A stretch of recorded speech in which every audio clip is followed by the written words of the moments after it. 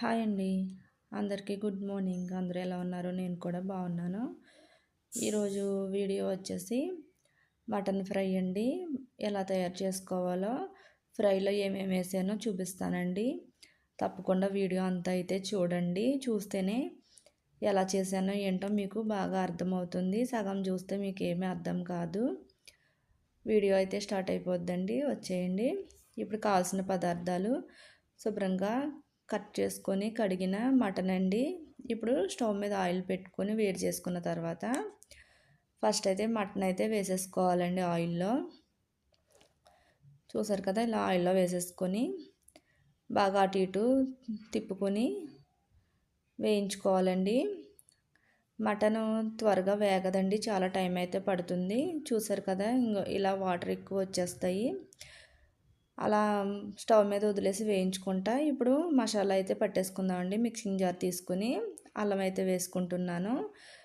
ఇప్పుడు పొట్టు తీయలేదండి, తీయకుండా వేసుకుంటేనే టేస్ట్ బాగుంటుంది. వెల్లుల్లి, అలాగే మా టేస్ట్కి సరిపడా ఎండుమిరపకాయలు అయితే తీసుకుంటున్నాను. కొంచెం ధనియాలు, అలాగే జీలకర్ర, ఇప్పుడు చెక్క, లవంగ, ఇలాచి ఇవి కూడా వేసుకుంటున్నానండి. ఒక్క ఇలాచి మాత్రమే వేసాను. అవన్నీ వేసేసుకున్న తర్వాత వాటర్ అయితే పోసి మిక్సీ అయితే పట్టేసుకుందామండి. చూస్తున్నారు కదా, మొత్తం వాటర్ అంతా ఇంకిపోయింది మటన్లో.